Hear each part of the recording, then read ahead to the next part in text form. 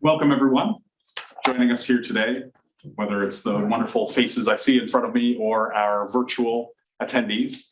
My name is Joe McCaffrey. I'm assistant professor in the Department of Philosophy at the University of Nebraska, Omaha.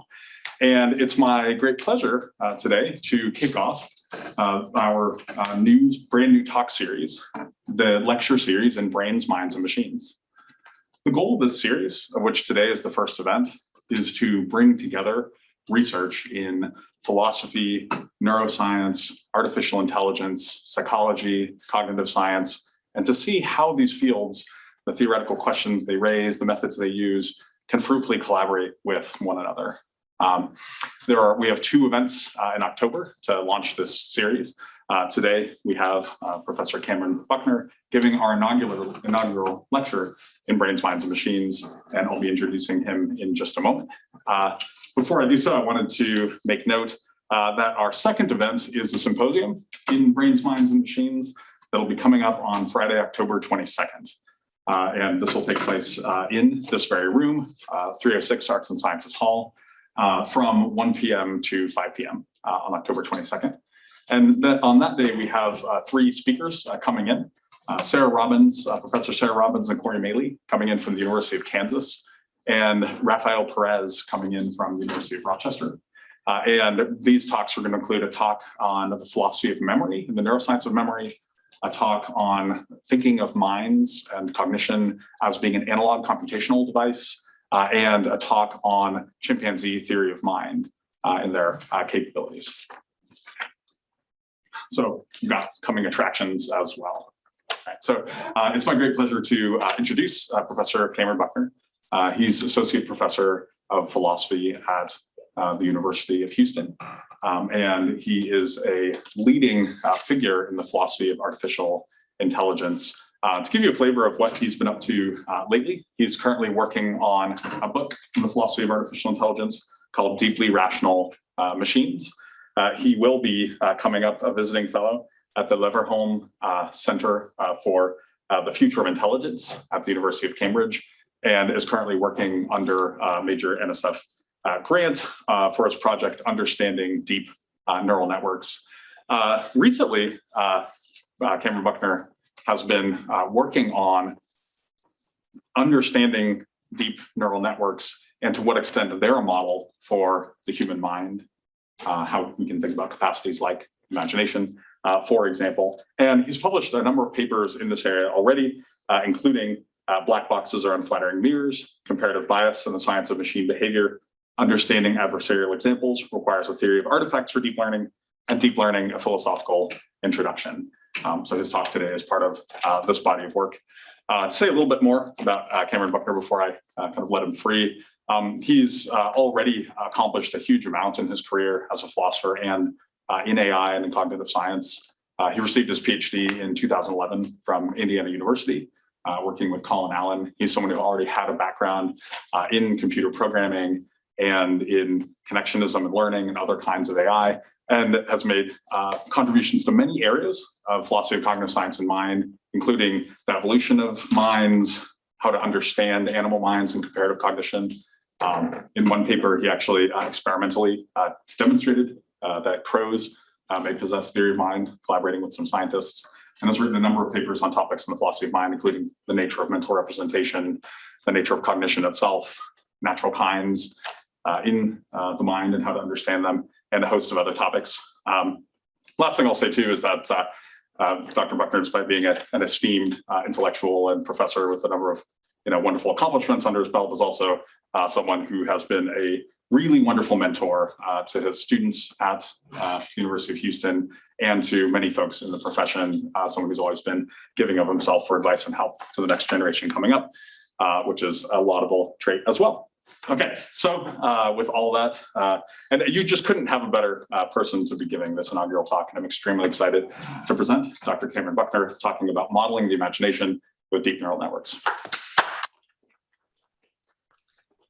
Okay, thanks, Joe, for that very flattering introduction. I am very honored, though, to participate in this lecture series and to be the first speaker. I'm a big supporter of these types of interdisciplinary events, and I think they're very important to get people talking across the disciplines to make the next discovery, and even to understand the previous discoveries. I'm going to try to make the case today that, in particular, philosophers and psychologists and computer scientists should really talk to one another quite a bit if we're trying to figure out what the next step is in artificial intelligence.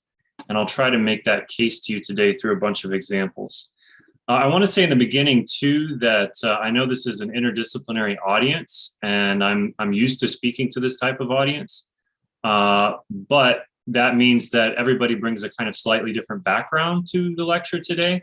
I don't want you to stress if you don't understand all of the technical details, either on the philosophy side or on the computer science side or on the neuroscience side. But I'll try to make sure that everybody has something to hold on to that is meaningful to them throughout the lecture. So, just try to get the gist. If I'm going to not stress the nuts and bolts of some of the computational models I talk about today, but I'll show you some examples of what they can do that hopefully everybody will have something they can hold on to throughout the end of the lecture. So let me share my screen really quick. Am I sharing the right screen? Do you see my slides now? I don't hear anybody. Everybody's muted. So can I have a thumbs up if you see my slides? Okay. All right. So I'm gonna go ahead and go on. So the book that Joe mentioned is kind of a mashup of historical philosophy and the cutting edge of artificial intelligence, in particular, deep neural network-based artificial intelligence. And I'm going to try to make the case today that it's useful to combine those two things, because the philosophy can help illuminate and contextualize what might otherwise look like a bunch of disjointed engineering discoveries, kind of technical achievements, hitting the new score on the latest benchmark or whatever, but don't look maybe like they have all that much in common. And you might have this question, well, what do they really add up to in trying to achieve the same kinds of intelligence or reasoning capacities that we find in humans and animals? And at the same time, I think these engineering discoveries are producing results where empiricist philosophers in particular had said, like, the mind does this, and the mind does this, and the mind does this, but they hadn't the slightest idea how it could do it. It's the brain, but they didn't have the slightest idea how the brain did it. Whereas these neural networks might finally be showing how a physical system could actually do some of these things. So it should be a mutually beneficial road.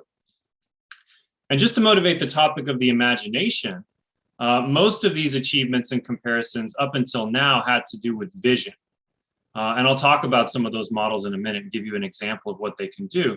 But now I think we're also at the point where we can start to look at some more advanced faculties in the mind, like memory, like imagination, like attention, like reasoning even.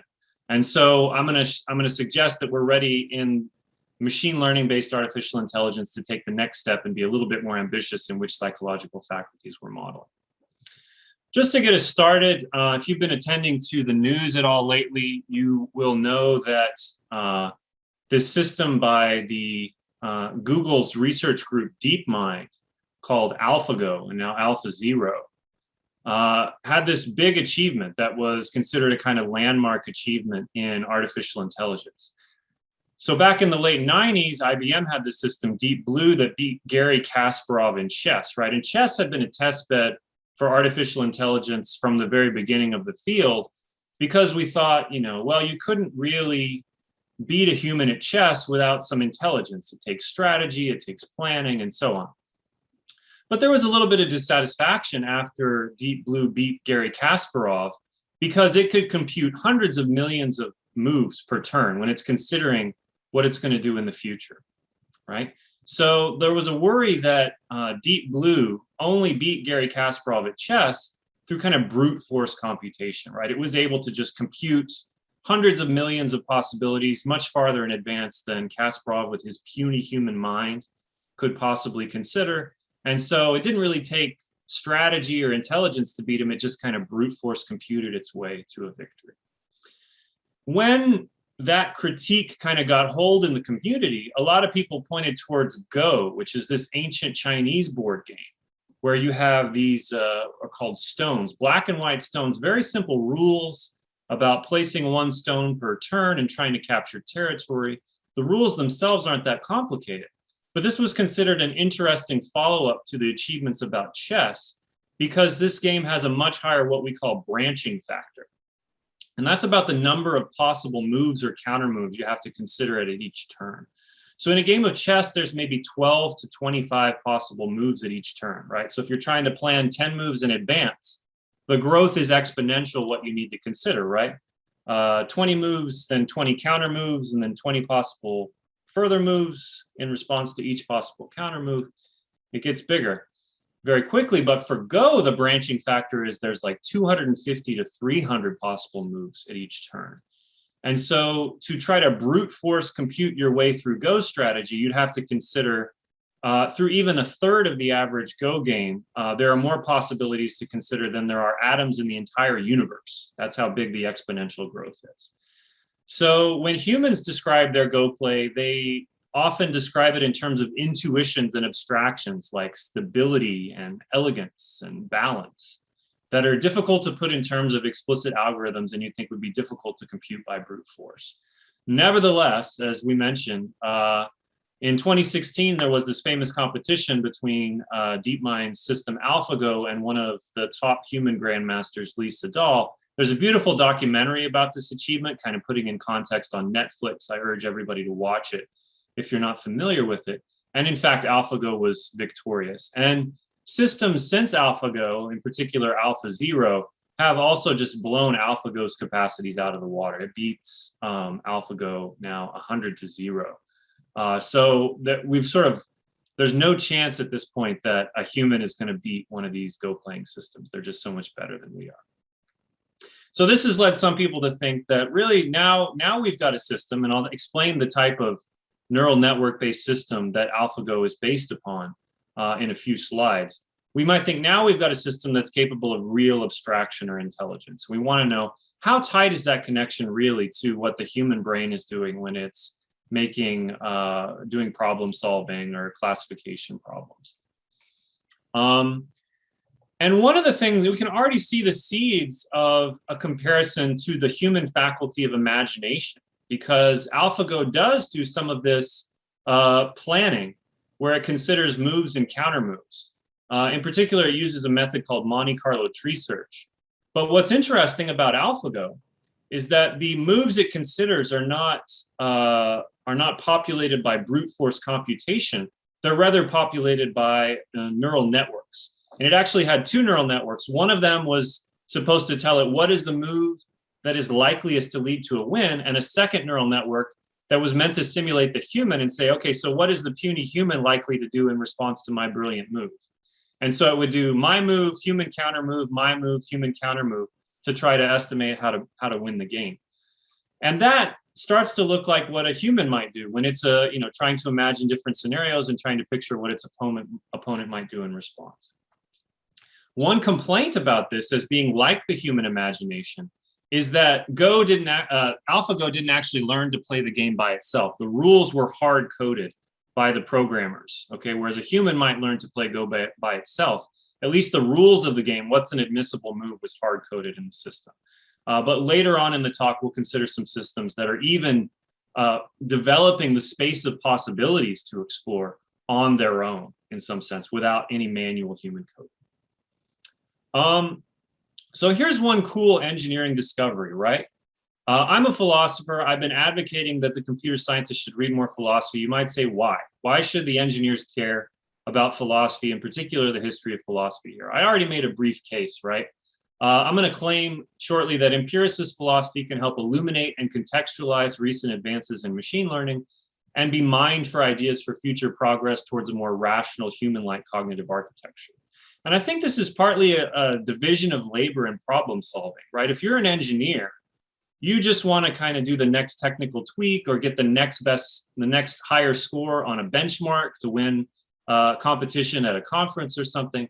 It's difficult to pop your head up and really think about the big picture questions, like how does this all fit together?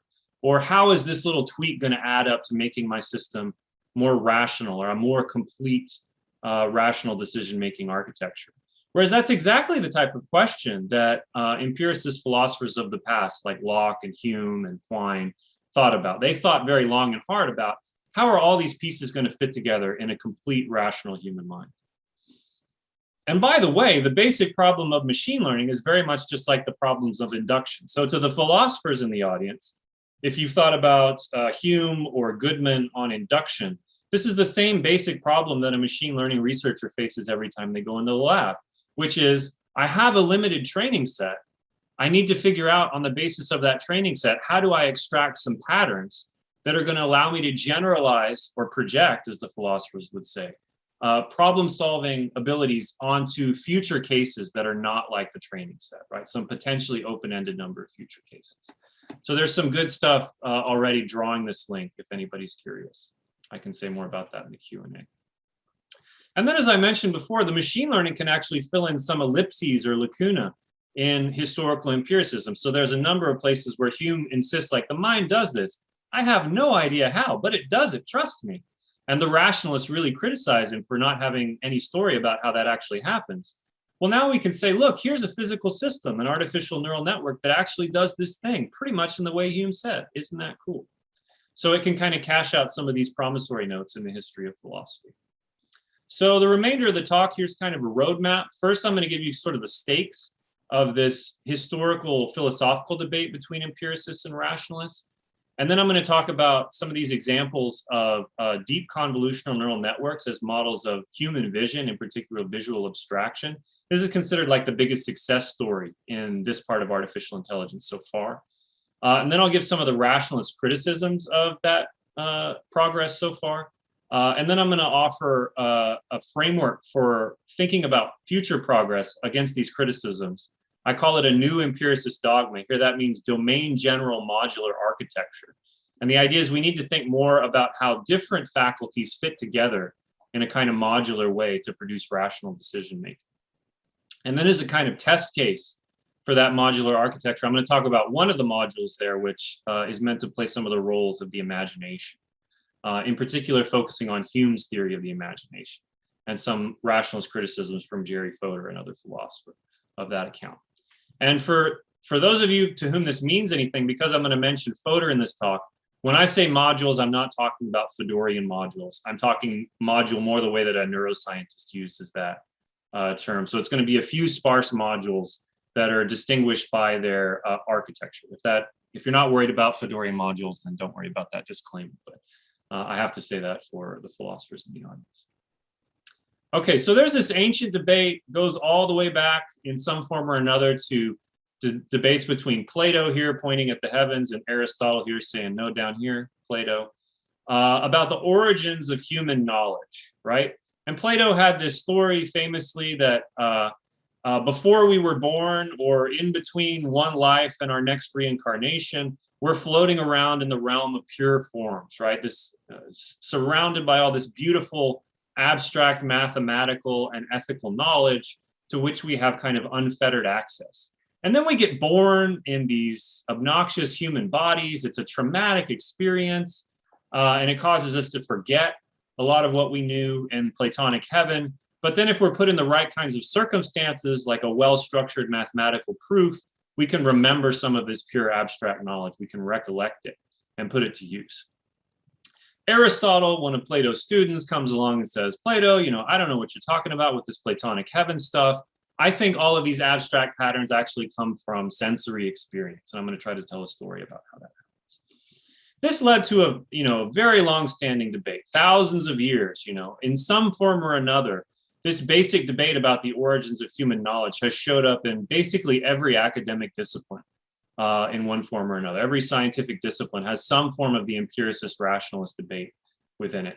And AI is no exception. And one of the things that I think is really cool about the current incarnation of the rationalist empiricist debate in AI is that we can now treat it as a kind of empirical debate. That is, we let the rationalists build a bunch of robots according to rationalist principles. We let the empiricists build a bunch of robots according to empiricist principles, and we just see which ones are better, right? Which ones are more successful, or which ones make decisions in a more human-like way, right? And just to show you where my biases lie, you can see all of the good robots are over here. You know, we could debate about Dorothy maybe, but all of the bad robots are over here, glitching and killing a bunch of humans with their terrible rationalist rule sets when they encounter some circumstance that's difficult to fit into their rules. So you can see where my sympathies lie.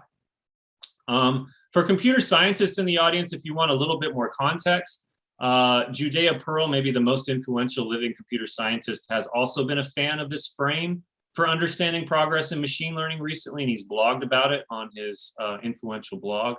I encourage you to read this post to get a little more context. So rationalists have not been very impressed with empiricism. Steven Pinker, a very famous rationalist recently, famously dismisses empiricism in psychology and neuroscience and AI. There's this kind of slogan for empiricism that the mind is a blank slate at birth, right? A tabula rasa. And Pinker just thinks this is a very silly idea because blank slates don't do anything, right? So the thought is, without having a really rich structure to start with in the mind, and instead of, Platonic heaven, now we think the rich structure is supposed to come from evolution, right? Somehow giving us innate representations in our genetic code that are present in the baby's mind upon birth. The thought is you need that to get really substantial learning off the ground. Gary Marcus is another influential rationalist critic who has focused in particular on deep learning, has put a little bit more structure on this criticism. He says you can think of cognition as a function over 4 variables: innate algorithms, innate representational formats, innate knowledge and experience. And then he says a true blank slate would set the knowledge and representations to 0, set the algorithms to some extremely minimal value, and leave the rest to experience. And he says this is essentially the view that Locke, often considered the father of modern empiricism, articulated when he said all ideas come from sensation or reflection. And this quote from Marcus drives me absolutely crazy, because if he were to read even the next few paragraphs of Locke, Locke immediately starts appealing to other stuff like memory, imagination, attention, active faculties in the mind, which show that this just can't be the right way to read Locke, let alone any other empiricist who also similarly appeals to all of these faculties. They were basically all faculty psychologists, which means, yeah, they thought in some sense, all knowledge comes from experience, but they thought that we extract that knowledge from experience using lots of active mental faculties that are already there, like memory, like imagination, like attention, like abstraction, like language, like social cognition.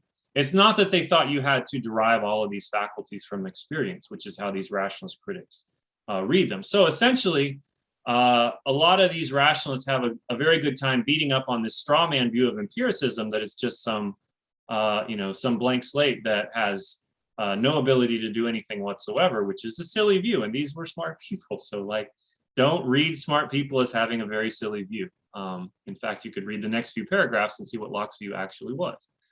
So I'm going to try to articulate, in the case of Hume in particular later in the talk, the way he thought the imagination was actually doing a lot more than this. Before I get a little bit further, I want to distinguish the kind of empiricism that I'm going to be defending later in the talk. So one kind of empiricism that you might be familiar with is called knowledge empiricism, or you might call knowledge empiricism. And this isn't a view in epistemology. It's a view about the justification for knowledge. So in particular, it says that knowledge is justified by sensory experience. And if you're a psychologist or you know the history of psychology, you might think the behaviorists like Watson or Skinner might be thought of as knowledge empiricists, right? They insisted you can't justify a theory in psychology except by a particularly rigorous sort of appeal to empirical data. And that's not the type of empiricism I'm defending here today. I'm not recommending a return to behaviorist psychology epistemological restrictions on theorizing about the mind. Another kind of empiricism that's in the neighborhood sometimes gets called semantic empiricism or logical empiricism. And this is the view that all meaningful claims can be translated into claims about sensory experience. So in other words, it's a thesis about the meanings of scientific terms. And this is associated with the Vienna Circle or logical positivism. Again, this is not the type of empiricism that I'm defending today. The type that I'm going to defend today, I call origin empiricism. And I take this to be the empiricism of Locke and Hume and Quine and a bunch of others, that the mind's representations and or their structure is derived causally and representationally from sensory experiences or their components. However, and as we'll see, it crucially leaves open the idea that these patterns can be processed and worked over in very sophisticated ways by active mental faculties in order to extract the knowledge that comes to be in the mind. So, but crucially, this is just a thesis about the origins of the mind's representations. Where do they come from? Where does their structure come from at the bottom level? And the derivation process, as I said, it can involve active innate faculties like abstraction, memory, imagination, attention, language, so on. But the faculties shouldn't contribute domain-specific content themselves as part of the derivation process. That would be kind of cheating. So like if I told you, here's a new empiricist view, but one of the active faculties was like just stuffing a bunch of innate representations into the knowledge base, that would be smuggling or cheating. So we want to be careful about that. What does innate mean here? I'm going to kind of just gloss over that. It means at least basically not learned. But part of the problem why this is a sticky debate is that every time you scratch a rationalist, what you'll usually find is a very impoverished view of what learning is. They tend to have over-intellectualized views of learning, like think of it only in terms of hypothesis induction, like explicit scientific theorizing or something. Whereas, you know, a neuroscientist or a machine learning researcher has a much more open and richer view of learning that could include a lot more different kinds of process. So I'm not here going to try to define innate, but I can point you towards a large literature, you know, going back decades, if you're a philosopher, say, interested in cutting your teeth on that question. There's a lot to dip into there. Okay, so here is a first schematic picture of a deep convolutional neural network, which is the first type of deep artificial neural network that I'll talk about today. Again, I'm not going to get into the nuts and bolts. There's not time for that. I know this is an interdisciplinary audience, but I want you to at least get a sense of what this thing does and what its basic inspiration is.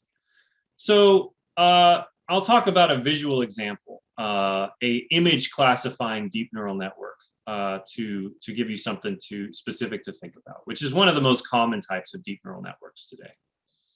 So the idea here is this is meant to simulate the activity of neurons in the brain at some very high level of abstraction. And each of these blocks here is a layer of the neural network, okay? And it's really composed of lots of what we call nodes.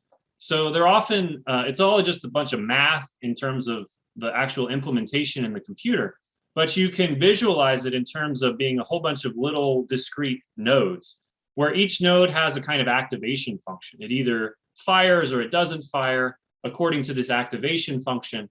And that's meant to simulate the behavior of neurons or groups of neurons in the brain at some level of abstraction. Processing or computation in an artificial neural network like this takes place by the nodes in some layer processing their inputs according to their activation function, and then they have outputs. Activation here travels along links from one node to another. So all of these layers and all of the nodes in the layers are connected to other nodes in other layers according to links, and the links can be weighted. So, you know, the activation is going to propagate forward in the network according to how much weight a link is given. And the networks learn usually by adjusting the link weights, right? So that's kind of the analog of plasticity in the brain, where synapses are the links are meant to simulate the role of synapses at some level of abstraction, and synaptic plasticity is captured in some way by changing the link weights through learning. I'm not going to get into all the learning algorithms and how they work, but that's the basic idea, is that, you know, for example, in an image classifying deep neural network, I show some high resolution image, in this case, a cute kitten, to the input layer of the network.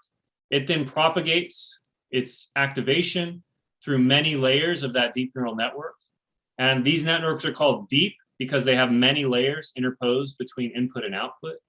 As the activation functions crank away and they transmit their output to the next layer, the signal gets gradually transformed by the computations that the nodes are computing in each layer until we get to the output layer. And then the highly transformed signal at this layer is passed to another type of function, usually some type of probabilistic function that translates it into an answer. In this case, a category label. So the network says, aha, I think that's a cat, right? And this type of network has been extremely successful in classifying images. For example, if you go on Google image search and you look for cat, the images that you get are going to have been labeled by one of these deep convolutional neural networks. And they can label images with a very high degree of accuracy, in many cases surpassing the accuracy of human labelers. One thing that we learned by probing these deep networks is that as the signal gets transformed up the hierarchy, they tend to respond to different types of features. In fact, it seems like we're gradually reaching higher and higher degrees of abstraction as we go up the deep neural network, right? So if we try to ping what features are the nodes in an earlier layer of one of these deep neural networks responding to, you find little edges and swatches, kind of local features, maybe like lines in a particular orientations or contrasts or shadings, things which look very specific and kind of like below the level of what's kind of semantically meaningful to a human. As you get to later layers in the networks, though, it looks like it's kind of assembling these micro features into slightly less abstract features, slightly less specific features, more abstract features, things that look kind of like bits of noses and maybe eyes or eyebrows, shading, components, for example, of faces, if this is a face classifying network.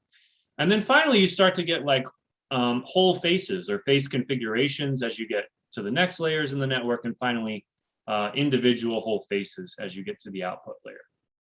And this is a pattern that kind of shows up again and again as we probe these deep neural networks, leading to the idea that they do a kind of hierarchical abstraction. One of the cool things about having all of these powerful engineering artifacts now, they can be hugely complex, right? So the deep neural network that, for example, Google uses to classify images in Google image search can have tens or hundreds of millions of nodes. It can have lots and lots of layers, maybe even billions of parameters if you count all of the link weights between layers. So a hugely complex network that can begin to approach the complexity of a simple brain.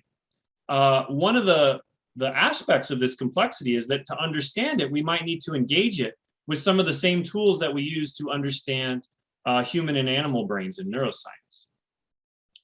So I'm going to briefly review now some of the evidence that there's actually something substantially similar in these image classifying networks to what goes on in mammalian vision. And a cornerstone of that case is going to be using some of the same tools that we use in neuroscience to understand what's going on in human vision, and just applying those tools with just a few relevant bits of the application adjusted to the deep neural networks, and then comparing the results.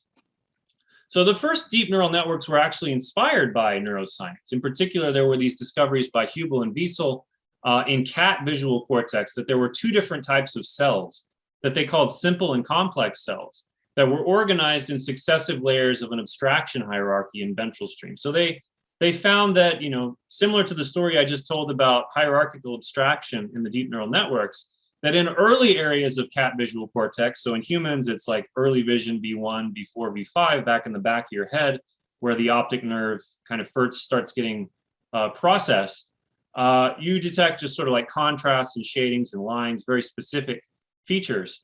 And Hubel and Wiesel found that there were these two different types of cells.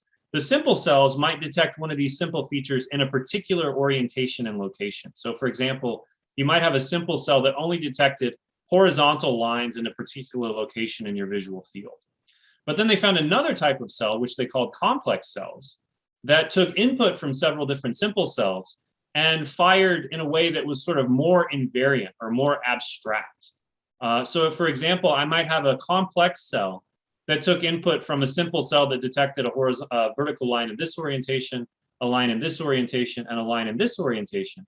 But the complex cell that takes all that input, it fires regardless of which angle the line was presented in, right?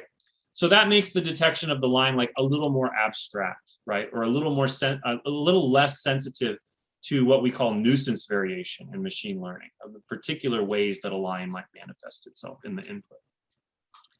The first real deep neural network, which was developed by Fukushima in '79, was directly inspired by these neuroscientific findings by Hubel and Wiesel. And he used two different types of node, convolutional nodes, and another node that did a kind of downsampling operation that was supposed to be analogous to the complex cells activation patterns, to get the first deep neural network that worked. And this was already a pretty powerful network. He tested it on a kind of difficult image recognition problem, handwriting recognition. So you might think, if you try to recognize your professor's handwriting on your paper, maybe professors are notorious for having creative ways of writing particular digits or letters. If you wanted to make a system that could interpret like all professors' handwriting, that's a pretty hard problem. But really, that's a type of practical problem that banks face all the time when they try to automatically recognize the digits in checks that you submit in an ATM, right? Or now we can upload them on our phones in the app. And as a matter of fact, most of the checks that were processed by banks from the mid-90s onward were processed by a deep neural network that was built according to these principles. It was one of the first systems that was really good at solving this kind of problem. LeCun showed an effective way to train these networks in the '90s, but the things really exploded on the scene in the early 2010s, in particular with some discoveries by Hinton and co-authors about how to efficiently train these networks on really big data sets like ImageNet, which contains tens of millions of images annotated according to 20,000 image labels. Suddenly, we had a deep neural network that could do these object classification problems on real images as well or better than humans. And that really made everybody perk up, because we thought this was something that artificial intelligence wouldn't be able to do for decades further along in the future. It kind of surprised everybody. Now, like I said, we have these cool engineering artifacts that we can engage with lots of different tools from psychology and neuroscience.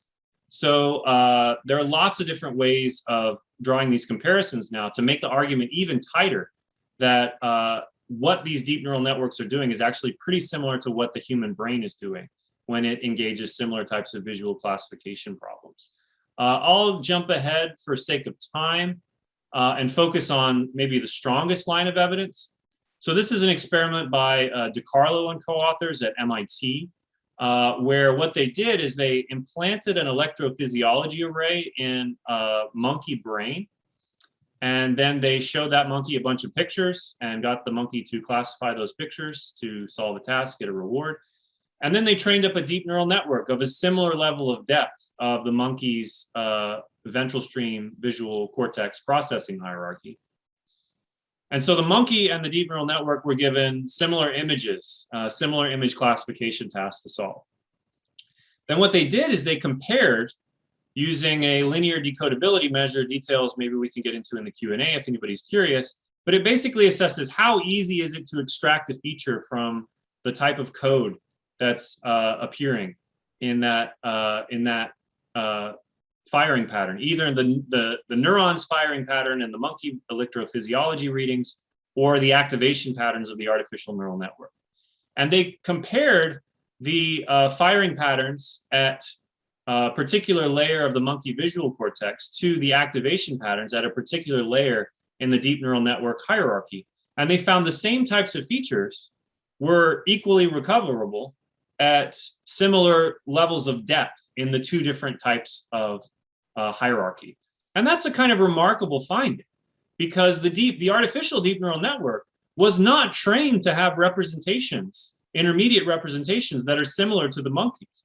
It was only trained to solve the discrimination task. So the fact that you got this kind of independent line of evidence, it seems, that not only does it solve the same type of task that the monkey solves, but it solves it in a similar way by developing the same types of intermediate representations at comparable depths of the hierarchy. That can seem like a pretty remarkable finding, like sort of independent confirmation that this is not only solving the task, but doing it in a way that's like the way that primates solve the task. Just one line of evidence. Now I'm going to give some criticisms of this, what up until now seems like the most convincing form of evidence that this is not just a cool engineering trick, but it's actually doing something like human and animal intelligence. One big concern is about what engineers call sample efficiency. So that's the worry that, yeah, okay, so maybe the deep neural network solves the task, but you have to show it millions and millions of images. Whereas I think, a human kid can solve this task with only 100 examples or so. I actually think this is not right. I have published articles on this about how we undercount the amount of human experience in infancy, but let's set this concern aside for now. I'm not really going to talk about it when I get to the imagination stuff later on. Another cool criticism concerns adversarial examples.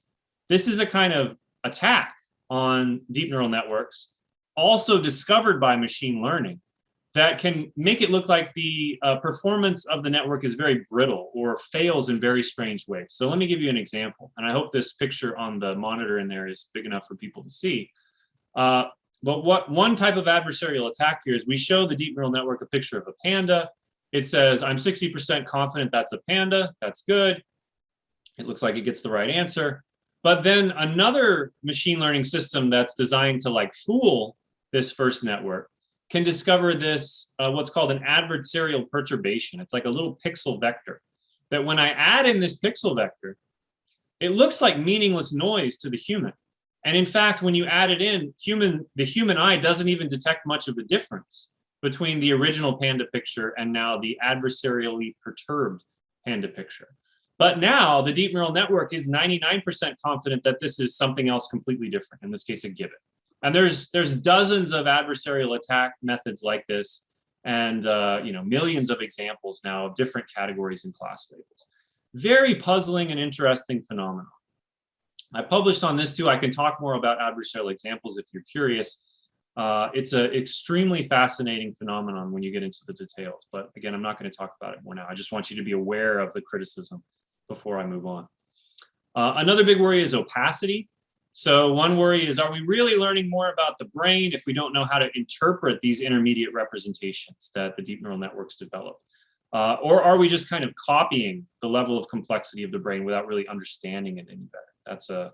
That's a big worry about whether this is really constituting scientific progress in understanding intelligence or neural processing.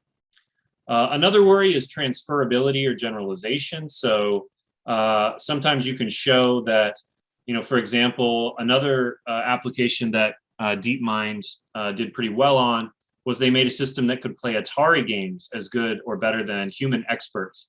But then if you change the rules of the game slightly, so for example, there's this game Breakout, which, I hope the kids are not too young to have ever played, but you move this paddle around and you shoot a block towards some bricks that are up in the air and you break the bricks with the block. But if you move the paddle up just like 10 pixels, the deep neural network can't play the game anymore. It has to be retrained from scratch. So it looks like there's difficulty in transferring what it's learned from one task to another, unlike supposedly human and animal intelligence. And then another big argument that Judea Pearl has made is that these systems have difficulty distinguishing correlation from causation. Really important. My claims, and this is again, I'm making the case that the machine learning researchers here might want to attend more to the history of philosophy, is that many of these concerns were anticipated by classical empiricist-leaning philosophers like Aristotle, Ibn Sina, Avicenna, Locke, Hume, Smith, de Grouchy, and James, and they addressed them by appealing to active psychological faculties. And today, technology now exists to implement some, in a kind of sparse, domain general, modular way, modules that perform these faculties in deep neural network architectures.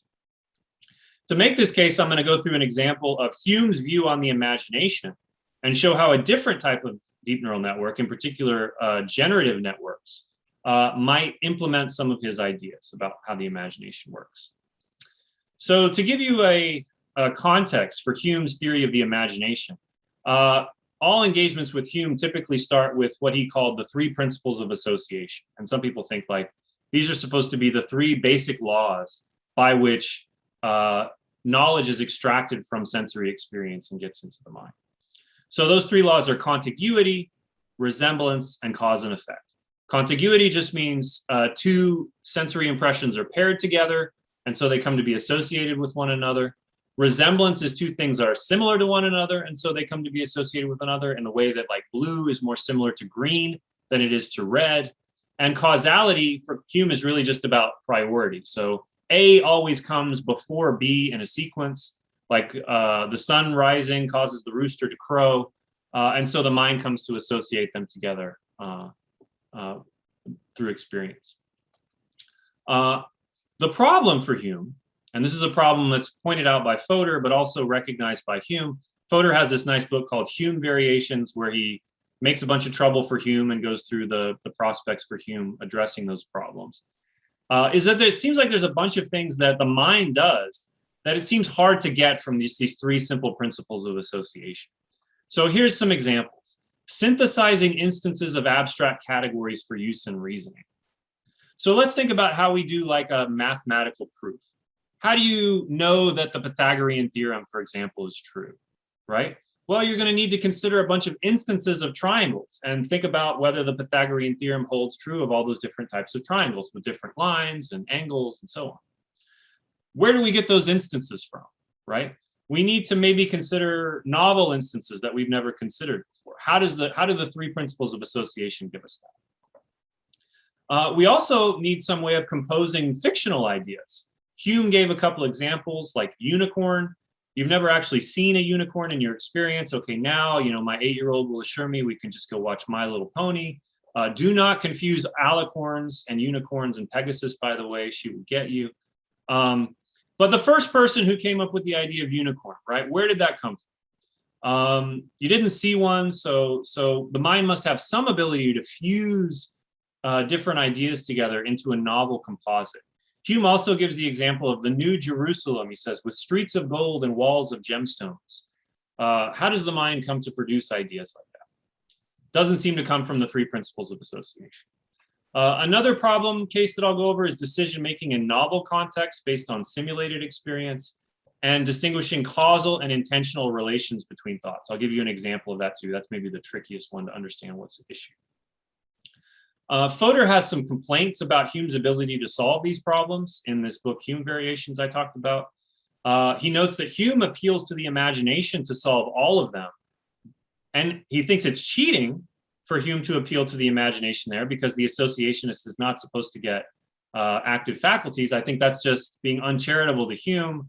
Obviously, since every empiricist thought you get faculties like the imagination, we should grant Hume the imagination here and see what the problem really is. But maybe a more biting concern here on Fodor's behalf is that Hume just doesn't explain how the imagination does any of these things, really. In fact, Hume says in several places it does it as if by magic. And rationalists have complained about this all over the place in the history of philosophy, that it looks like Hume and other empiricists just appeal to these faculties whenever they get in trouble and they need the mind to do something that it looks like their basic principles of association can't get it. They just kind of ask this oracle to give them the answer, and then they go about their day. We have to be able to do better than that. At least, we're 21st century now. We should be able to do better. If you're interested in Fodor on Hume, I also recommend you read this lovely article by Tomas Demeter, where he engages systematically with Fodor's interpretation of Hume and rebuts some of it. It's a very nice article. Let me give you a specific case for this fourth problem that Fodor raises, and it's a problem that Hume himself raised in the treatise. So it's not like this wasn't on Hume's radar. And Hume even gives this nice example. He says, imagine the role of a fair six-sided die with triangles on 4 sides and circles on 2. So I couldn't actually find a die with triangles on it, but imagine there's triangles on these other sides you can't see. Okay. And the mystery here is, how could the associationist mind conclude that triangle is more likely to come up with than square? And this is just kind of a basic test case for, say, rationally probabilistically guided decision making, right? How do I decide that I should choose A over B because A is more likely to lead to success? A rational mind should be able to do that, should be able to choose one option over another because it's like more likely to lead to success in my goal. Okay, but it looks like that's actually a hard problem for the three principles of association to solve. Let's talk about what's an easy problem to solve, but a different one. It's easy for an agent to make a choice of triangle over square in this case at a ratio of 2 to 1. So that is, in other words, it's easy for just the associationist mind to pop up with the idea, I choose triangle. twice as often as I choose circle, which would just be a kind of probability match, right? Where each of those two ideas, I should choose circle, I should choose square, is kind of got its own mental life, and each gets strengthened to the degree that when you're practicing rolling this dice, you get that outcome, right? So because the triangle outcome would be strengthened twice as often as the circle outcome, it would be no mystery if the triangle choice gets triggered twice as often as the circle choice. But that's not the question that we're trying to solve here, right? That's not the rational decision making, where you actually choose triangle over circle for a reason because it's twice as likely, okay? Fodor puts this in a really pithy way, and this is Fodor over here if you've never seen him. What needs explaining is not that you would come to have thoughts, it will come up triangle and it will come up circle in a ratio of 2 to 1. It's that you would also come to have the thought that it will come up triangle and it will come up circle in a ratio of 2 to 1. In effect, the 2 to 1 bit needs to be in the scope of the think that bit. And if I were there in person, I would pause in the lecture and make sure that everybody's giving me the thumbs up that they get this, but I guess I'm gonna have to move on and hope that I conveyed it adequately. But I'll come back to this at the end to see if we actually solve the problem when I introduce a model of the imagination and talk about Hume's solution to it. It's not that Hume says nothing about how the imagination works here. He doesn't just say it's like magic. He says a few things we can use to kind of characterize how the imagination is supposed to work. It takes pleasure in novelty, running without control into the most distant parts of space and time in order to avoid the objects which custom had rendered too familiar to it. At the same time, though, even in our wildest and most wandering reveries, we shall find, if we reflect, that the imagination ran not altogether at adventures, but that there was still a connection upheld amongst the different ideas which succeeded one another. The imagination must borrow its simple ideas from the impressions and can never go beyond these original perceptions. So these last two seem like, well, it's still in some way an origin empiricist view, right? It's still that it's got to get the raw materials for what it builds from sensory impressions. And when the faculty is confronted with a break in continuity or an apparent inconsistency, it will seek relief by attempting to fill in other background details that smooth over the apparent inconsistency and render the composite more plausible. So we get this picture of the imagination that's kind of a completionist faculty. It's guided in some way by previous probabilistic patterns of association, but it also tries to kind of push them as far as it can and seek novelty. It's a kind of interesting picture of what the faculty does. Now I'm going to offer some generative deep neural network models and suggest that they do some of these things. And it's kind of cool for this magic point. I like this quote from Arthur C. Clarke, sci-fi writer, that any sufficiently advanced technology is indistinguishable from magic, right? Maybe Hume's problem was he just didn't have the right mathematical or technological framework in his day to explain how the mind does this, but maybe we do now. The general claim is that generative deep neural networks can fill in some of these lacunae for Hume. So I'm going to talk in particular about generative adversarial networks and transformers. And I'm not going to have any time to go into the nuts and bolts of how these work. I'm just going to show you what they do. But there's heaps of lovely GIFs and explanations at this website by Jay Alamar, which I urge you to go to if you want more details, or we can come back to it in the Q&A.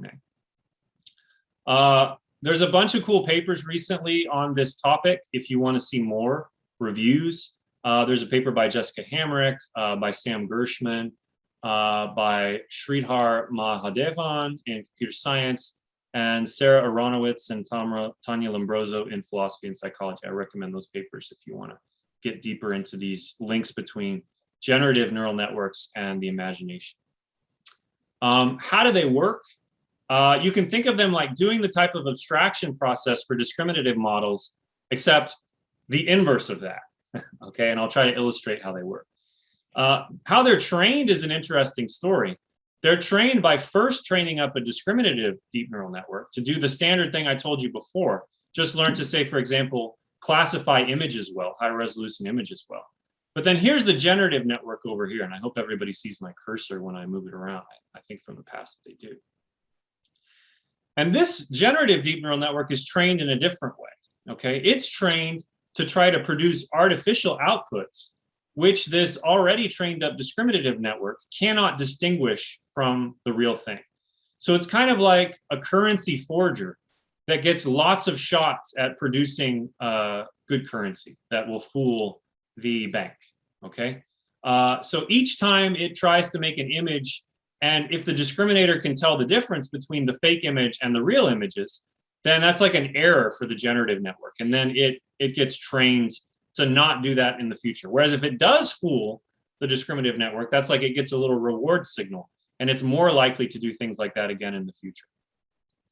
The cool thing about this, though, is you can see that the operations are kind of like flipped from the discriminative network, where it starts with very high resolution input, and it gradually condenses it down into more and more abstract output before it makes a decision. The generative network starts with a highly compressed abstract encoding and gradually elaborates it out, putting in more and more detail through like inverse operations of convolution and pooling that are called deconvolution and unpooling, to produce richer and richer output that it kind of like elaborates from a highly compressed encoding. I'll just show you some results that you can get from this type of system once it's fully trained up. This is from a tool called These People Don't Exist, which you can Google right now if you have a laptop in front of you. So these are pictures of people that don't actually exist. These are entirely synthesized pictures by a generative adversarial network that was trained to fool a discriminative convolutional neural network. There are also cats that sadly do not exist, very cute, but also completely artificial cats. So just by inverting the operations of the deep convolutional neural network, I'm going to claim we've already done that first type of task, or something very much like it, that Hume tasked with the imagination, being able to generate novel exemplars for abstract categories. The same type of trick that works to take us from high resolution input to highly abstract encodings that can be classified at the output layer, we can work in reverse to start with a highly abstract encoding and gradually elaborate it out into highly photorealistic results. And if you're worried about deep fakes, this is the method that produces deep fakes for security concerns. These highly abstract encodings that the generative deep neural network starts with are called latent space encodings in the technical literature. And the cool thing about these latent space representations is that there's a lot of flexible things that we can do with it. So, for example, we can manipulate these latent space encodings to produce desired combinations in our output examples. So one thing we might want to do, and it's similar to things that are studied in psychology, is figure out what is the typical member of some abstract category. We can do that simply by averaging latent space encodings for a bunch of particular members of that category. So if we, this is an earlier version of the technology, so it's less photorealistic. This is back from 2015. But today, in 2021, these could easily be made just as realistic as the images I just showed you. I'm just using these to illustrate the technical point of interpolation methods on latent space representations. So if I take a bunch of individual latent space representations and I average them all together, I can get a picture of like a typical member of these categories.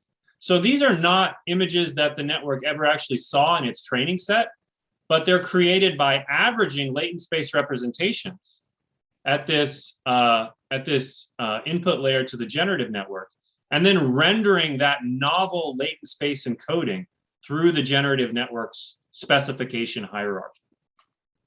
And so that will give you like typical members of the category. But wait, that's not all you can do with latent space interpolation methods. We can also traverse distance in latent space to get intentional manipulations of some of these systematic variables for members of the category.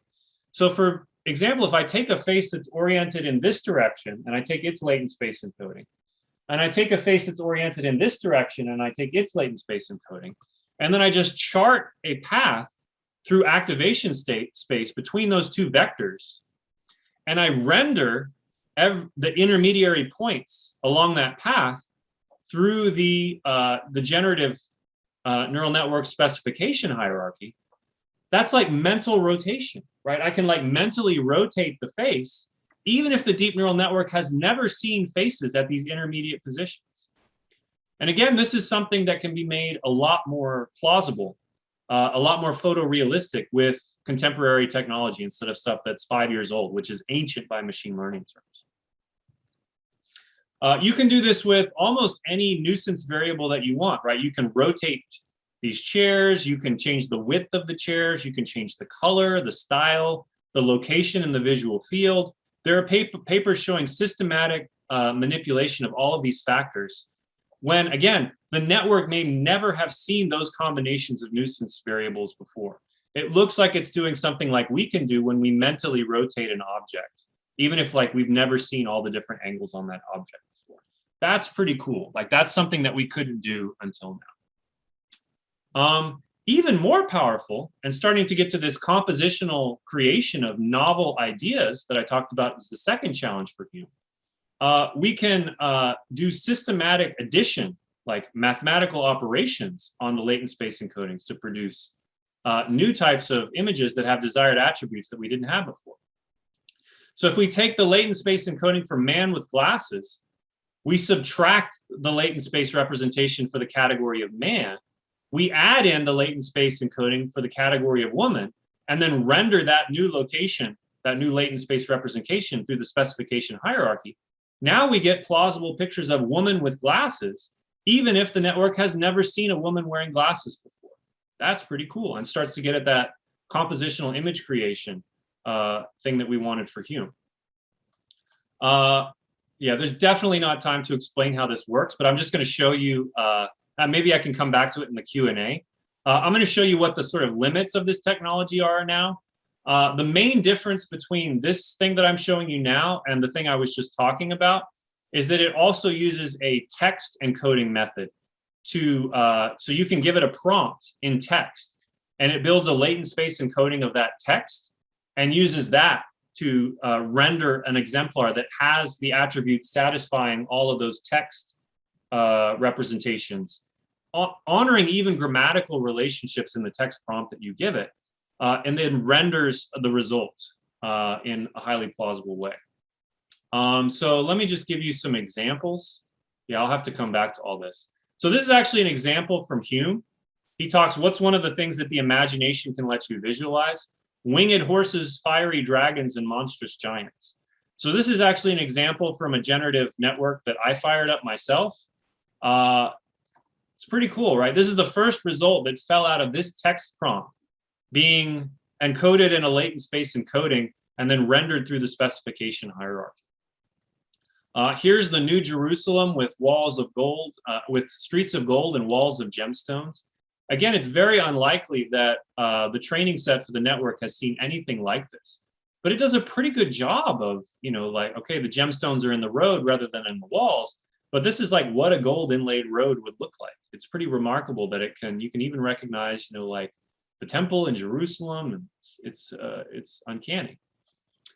This is an example that I used to use in my class as a standard case for the, you know, limitless productive power of the human mind to come up with these novel combinations of features.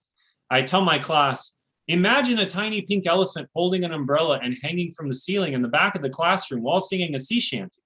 Like, that's one, you know, we can imagine what that would be like right now. How do we do that? Isn't that amazing? Like, that's something that humans can do and no animals can, and probably no computers. But here's the result I got when I passed this. Again, the first result when I passed this to the generative deep neural network to render the latent space encoding of that text. You know, you get something that looks like a tiny pink elephant, you get pink umbrellas, you get a classroom, here's the students in the classroom. There's even like music for a sea shanty on the projector, right? And you get some like sea-like waves here for visual effect, I guess.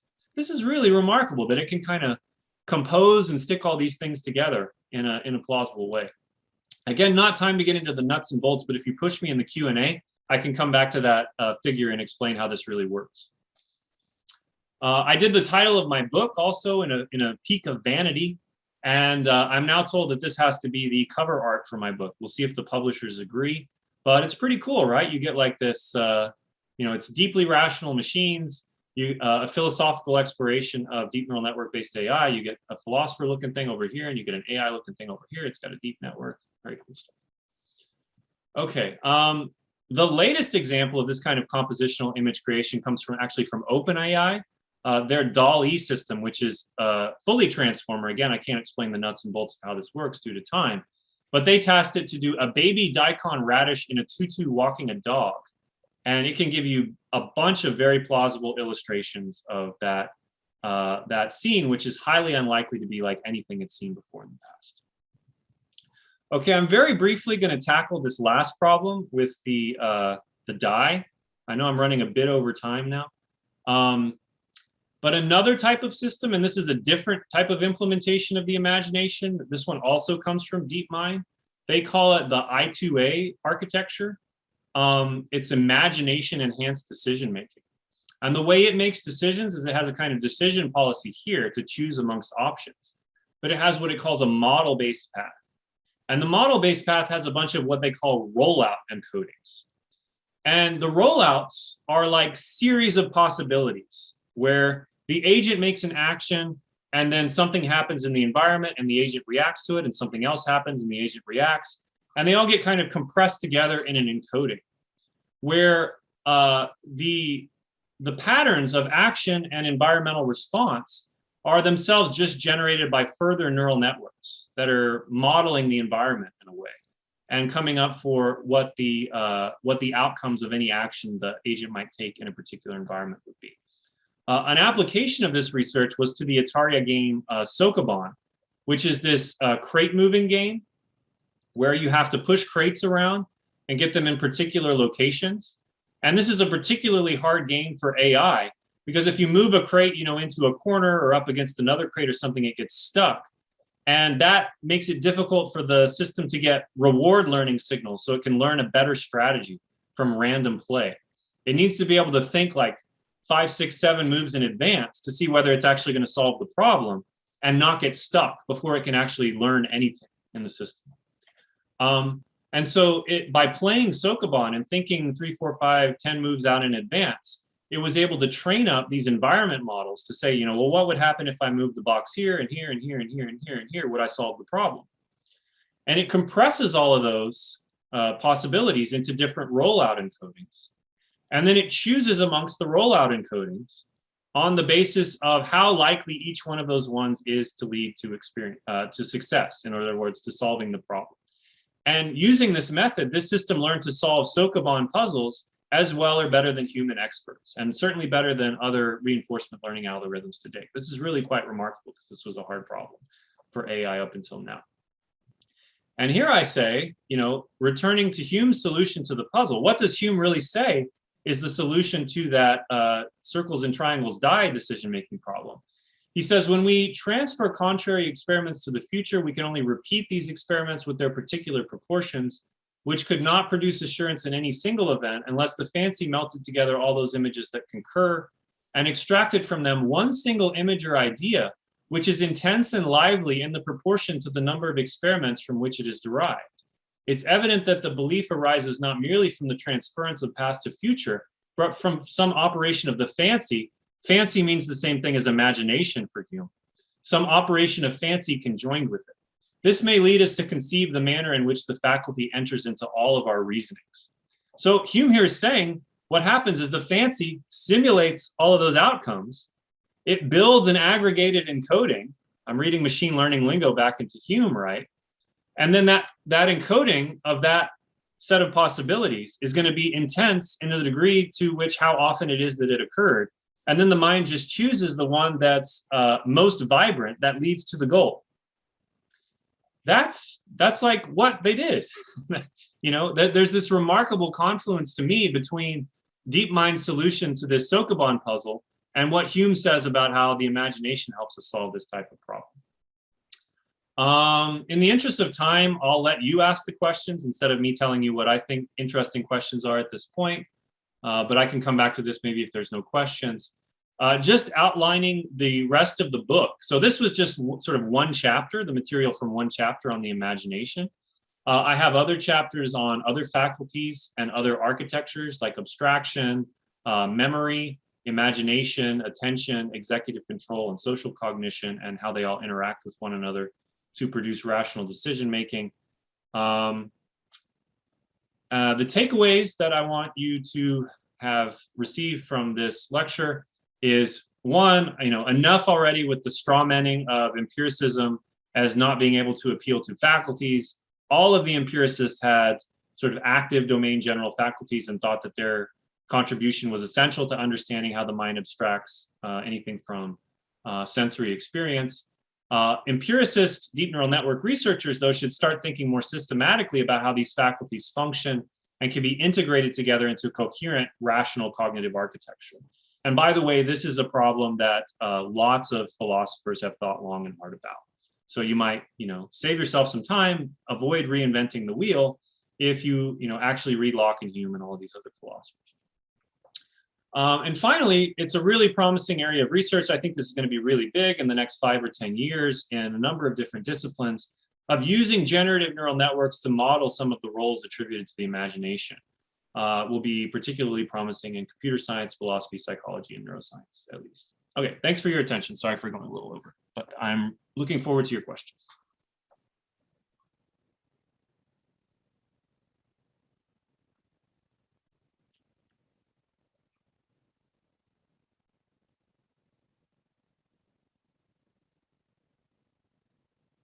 Yeah, you're muted, Joe.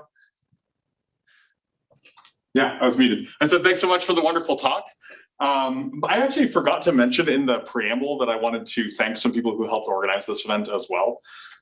So thank you very much to Stacy Geis, Courtney Kopitz, William Lanson, Jansla Garcia, and Robert Steele for organizing this event and helping put things together today. Now we're going to do the Q&A portion, and because we can't swivel the camera around for all of your lovely faces to be seen by the speaker, what we're going to do is have you come up to where this wonderful figure lands under. So raise your hand if you want to give a question, and if you do, come and stand here, and then you can either ask your question kind of to our speaker there, or you can sort of look in the camera and then we'll be looking at you head on. So any questions from our live audience?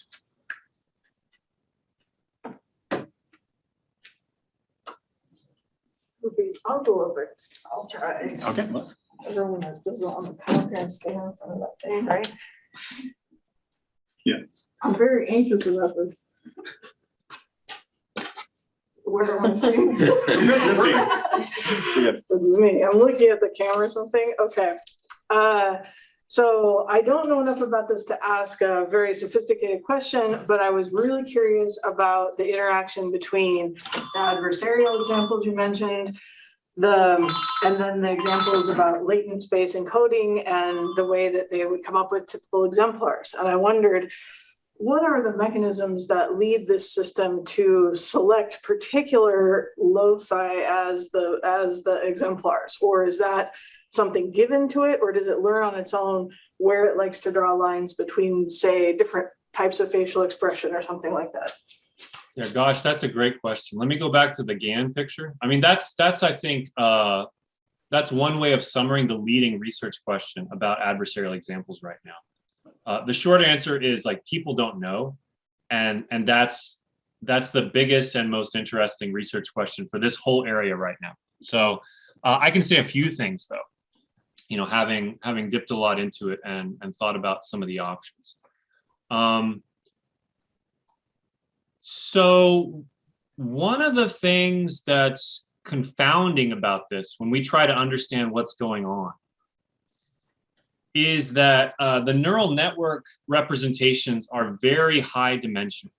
Okay, that means that there's like a separate dimension in this vector space for every possible feature that could be represented by the network. So, tens of thousands, hundreds of thousands, million dimensional space. And humans are really bad at thinking in high dimensions. And a lot of people think this is one of the basic reasons why it's so difficult for us to understand what's going on with these adversarial examples. Let me go back.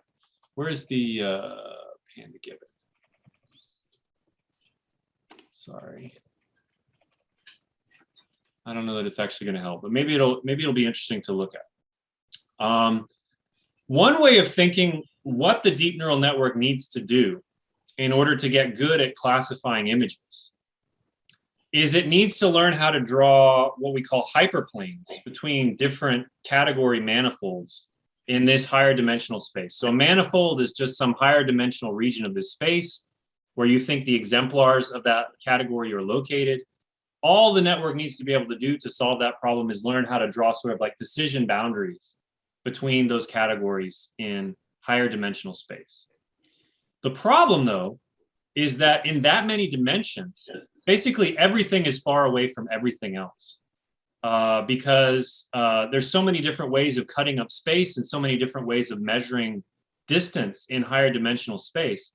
Everything is far away from everything else.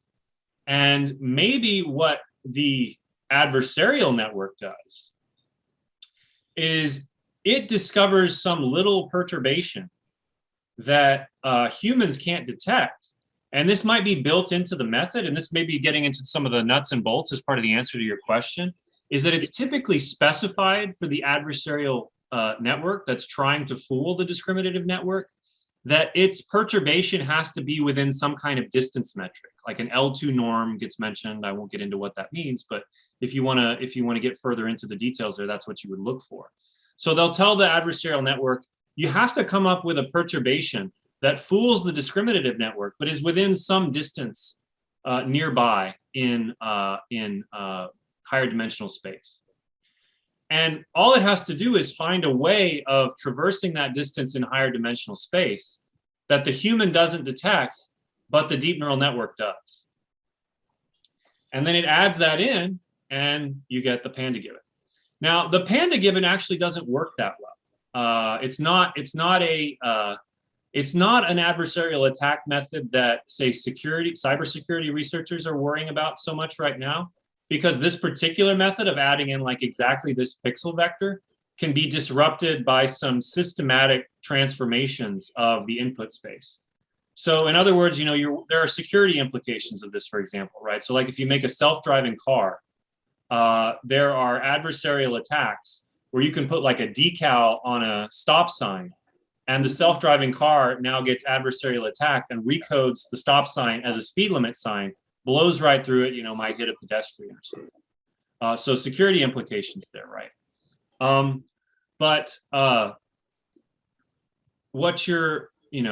This particular attack method is not troubling the security researchers there so much, because by merely like slightly rotating it or denoising it or changing the contrast a little bit, you can defeat this particular type of attack.